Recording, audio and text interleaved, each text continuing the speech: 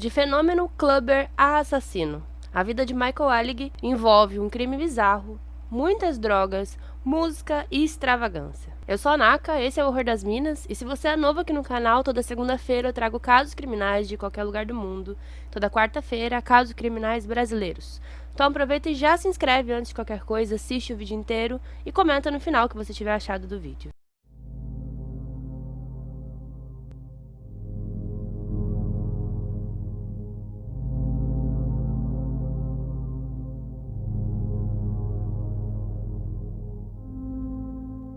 Michael Alig nasceu no dia 29 de abril de 1966 na cidade de South Bend, em Indiana. O Michael sempre foi muito inteligente e ele se destacava entre os outros alunos. Logo quando criança, ele percebeu que ele era homossexual, mas ele não assumiu isso durante muitos anos. Ele cresceu vivendo completamente enrustido em seu quarto, com seus pensamentos, seus gostos, sem simplesmente dividir com ninguém, já que as outras pessoas da escola, as outras crianças, homens e mulheres, eles não gostavam do Michael, costumavam praticar bastante bullying com ele, ele era frequentemente intimidado, então ele tinha muito medo realmente de mostrar qualquer coisa do seu gosto, pela moda principalmente. Então, dentro do seu quarto, ele cresceu sempre adorando moda, adorando arte, adorando música. Quando ele se formou, ele decidiu se mudar para Nova York, em 1989, onde ele estudou arquitetura na Fordham University. De lá, ele decidiu se transferir para a Fashion Institute of Technology. Nessa faculdade, ele conheceu o Keith Haring, que se tornou seu melhor amigo e o seu namorado na época. Anos depois, inclusive, o Keith se tornou um artista muito famoso, não só nos Estados Unidos, mas no mundo inteiro. Naquela época, ele já era bem conhecido pela localidade, pela região, principalmente nas boates da região. Pouco tempo depois, o Michael decidiu então abandonar os estudos e começou a trabalhar em uma dessas boates, limpando, arrumando mesas, coisas desse tipo. E foi nessa boate que ele começou então a se interessar, a virar um possível promotor de festas. Aos poucos, ele começou a ser conhecido por outras pessoas, tinha amizade com pessoas bem influentes da região, como principalmente o James St. James, que ao mesmo tempo que ele era o melhor amigo, ele também era um certo rival do Michael. Eles tinham ali uma rivalidade para ver quem era mais famoso, quem era mais popular pela cena de Nova York nos anos 90. E segundo o próprio Michael, ele meio que usou o James para conhecer outras pessoas também e acabar se tornando mais relevante pela cena. Em uma dessas festas, ele conheceu o Leigh Bowery. Ele era um membro muito forte da moda de Nova York, e segundo o Michael, naquela época, ele e o Andy Harrow foram quem mais inspirou ele em seu estilo. O que ele tinha na sua cabeça era basicamente fazer uma festa onde todo mundo pudesse ser quem quisesse ser, principalmente para os malucos que não se encaixavam no resto da sociedade. Ele aos poucos começou a organizar festas completamente memoráveis, totalmente extravagantes e exageradas. Os frequentadores dessas festas eram tão extravagantes quanto os temas das festas também. Com fantasias absurdas, eles usavam também muitas drogas,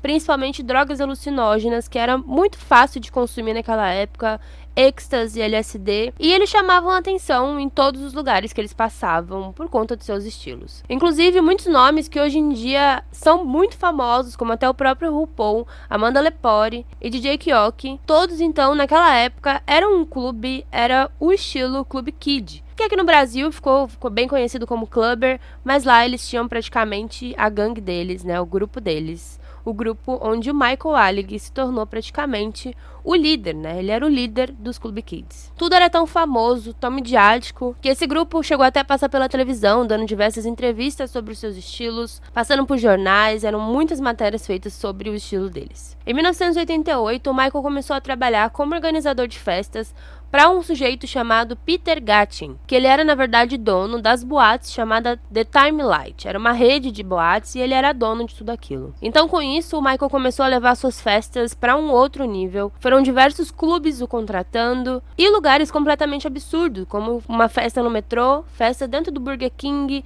em casas abandonadas e assim por diante. Pelo seu grande uso de drogas, o comportamento dele também chegava a ser um pouco exagerado às vezes, e realmente saía muito do controle. Tem casos de festas que ele urinava nas pessoas, urinou inclusive em bebida das pessoas, ou então ele usava tanta droga que se jogava ou caía do palco, derrubando muitas pessoas, jogava dinheiro do chão, várias notas para ver todo mundo saindo correndo e pegar. Por conta disso, ele chegou a entrar em várias reabilitações, mas quando ele saía, ele voltava a usar e tudo voltava ao normal. Nesse mundo da noite, das boates, o Michael conheceu o André Angel Melendez, mais conhecido como Angel. Ele também era do grupo ali dos Club Kids, era frequentador das boates e, na verdade, ele trabalhava para as boates vendendo drogas. O nome Angel era frequentemente usado, até também pelo fato que ele usava umas asas muito grandes por todo lugar que ele passava. Um dos seus clientes mais importantes era o Michael Walig e o colega de quarto dele, Robert G. Freeze Higgs, mais conhecido como Freeze. Durante a década de 90, as boates do Peter Gatchen eram fechadas e reabertas diversas vezes, principalmente por conta do seu suposto envolvimento com o tráfico de drogas. Mas nada era provado, então ela sempre abria e ele voltava a vender tudo normalmente lá. No dia 17 de março de 1996, o Angel foi até o apartamento do Michael e do Freeze para cobrar um dinheiro, uma dívida assim de anos já que tinha com ele, e eles começaram então a discutir, e foi uma discussão realmente muito violenta, acontecendo que o Angel inclusive foi para cima do Michael, o enforcando dentro do elevador do local. Essa briga foi levada para o apartamento, onde eles começaram a se socar, caíram no chão, foi realmente uma briga muito pesada, e no momento que chegou o Freeze, ele decidiu então defender o amigo, dando 3 marteladas na cabeça do Angel. Não satisfeito, o Michael então pegou um travesseiro, colocou no rosto do Angel e o sufocou. E não satisfeito ainda, ele colocou um produto químico chamado Drano dentro da sua boca, fechou com uma fita, terminando ali de matá-lo aos 24 anos. Em seguida, o Michael e o Freeze tiraram toda a roupa do Angel e o colocaram dentro da banheira do apartamento, junto com mais produtos químicos, onde ele deixou ali o corpo durante 7 dias, simplesmente drenando todos os seus fluidos. Quando o corpo começou a cheirar mal, o Freeze então decidiu tirar o corpo dali. Ele comprou 2 facas de chefe e um cutelo,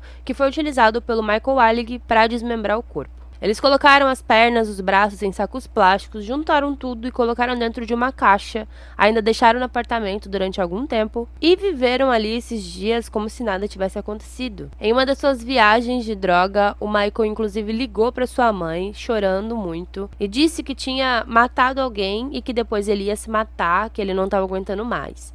Mas aquele comportamento todo dele já era meio que esperado.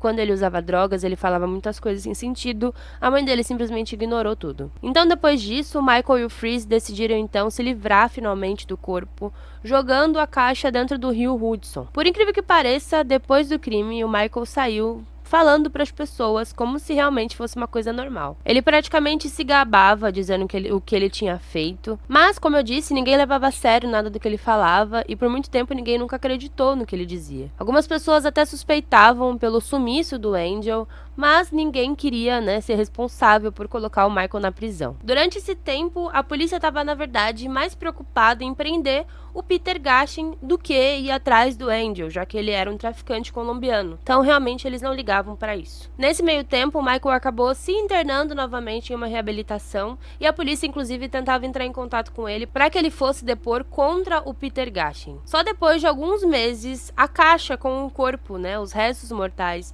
do Angel, foi encontrada por um grupo de crianças que estava brincando perto do rio. O legista, então, verificou e confirmou se tratar do Angel. Por conta disso, a polícia não pôde ignorar os fatos e eles começaram realmente a investigar e foram atrás do Michael Walig. O Michael, a essa altura, sabendo do que tinha ocorrido, ele fugiu para um hotel em Nova Jersey junto com seu atual namorado da época e ele foi encontrado no dia 5 de dezembro de 1996. Ele foi preso e algumas horas depois, o Freeze foi encontrado lá em Manhattan. O Michael disse então ter matado o Angel em legítima defesa, já que ele teria ido pra cima dele. E que os dois teriam eliminado o corpo com medo, desesperados com o que poderia acontecer com eles. Algumas coisas ficaram um pouco divergentes em relação ao real motivo do crime. Isso porque algumas conversas teriam vazado, onde eles diziam que eles teriam matado porque, na verdade, o Angel estava sabendo demais em relação ao Peter Gatchen, que estava sendo investigado, e que o Angel, na verdade, estava ameaçando o Peter a contar se ele não pagasse uma quantia ou coisa do tipo. Nada em relação a isso realmente foi provado. Em 1997, o Michael e o Freeze se declararam culpados de homicídio culposo e ambos foram condenados a 10 e 20 anos de prisão. Em 2010, o Freeze ganhou a liberdade condicional com a condição que ele não tivesse nenhum contato direto com o Michael Alig. Ele se tornou inclusive pesquisador em um programa de reabilitação para presos que oferece cursos universitários e segue sua vida recluso. O Michael Alig, enquanto ele estava preso, ele foi diagnosticado com um transtorno de personalidade, onde, segundo o psiquiatra, seria um dos casos mais pesados que ele já viu. Por conta disso, ele passou um tempo em uma ala psiquiátrica, depois ele voltou para a prisão, onde ele foi pego utilizando heroína lá dentro. Então, por conta disso, ele chegou a ficar 2 anos e meio preso em uma solitária. Em 2009, ele decidiu parar de vez de usar qualquer substância ilícita. Em 2014, ele foi liberado em condicional também, passava por tratamentos psiquiátricos, tratamentos relacionados à sua raiva e controle de drogas. Nessa época, ele tinha toque de recolher, então ele tinha que voltar bem cedo para casa, e ele aproveitou para dar diversas entrevistas, ele voltou a ser muito falado na mídia, ele começou a pintar, então ele mostrava suas artes, fez uma música com o DJ Keok, que era seu amigo e ex-namorado, também da época dos Club Kids, e fez uma exposição de arte que levou assim para vários dias, teve a presença de várias pessoas famosas, várias pessoas que eram seus amigos na época das baladas, das festas, chegou a estrear filmes e voltou a frequentar e promover festas à noite. Por incrível que pareça, ele também voltou a usar drogas. Ele chegou a ser detido novamente por ser pego usando metanfetamina em frente à Suprema Corte do Bronx. Depois ele foi liberado e voltou a promover festas, dessa vez festas online, já que já tinha iniciado a pandemia. Ele foi uma das primeiras pessoas a organizar essas festas virtuais no começo da pandemia, inclusive. Porém, no dia 24 de dezembro, um pouco antes da meia-noite, o Michael Alig foi encontrado morto dentro da sua própria casa. A causa da morte foi uma overdose de drogas. Foi encontrado heroína, fentanil, acetilfetanil e metanfetamina. Na época, ele tinha 54 anos. Toda a sua história e a história dos Club Kids foi inspiração para diversos livros, documentários e principalmente o filme Party Monster, que quem inclusive fez o papel do Michael Alig foi o Macaulay Culkin. E é um filme muito bom, é bem pesado, e se vocês não viram, assistam que vale realmente a pena. Então é isso, gente, espero que vocês tenham gostado do caso. Eu não sei porque eu não trouxe esse vídeo antes, pra mim eu já tinha trazido, mas é uma história que eu já conheço há muitos anos, então eu espero que vocês tenham gostado de eu dividir essa história com vocês. Se você é novo aqui no canal, aproveita e já se inscreve, curte esse vídeo, comenta o que você achou e segue também nas redes sociais, os links estão todos aqui na descrição do vídeo. Então é isso, muito obrigada, valeu e tchau, tchau.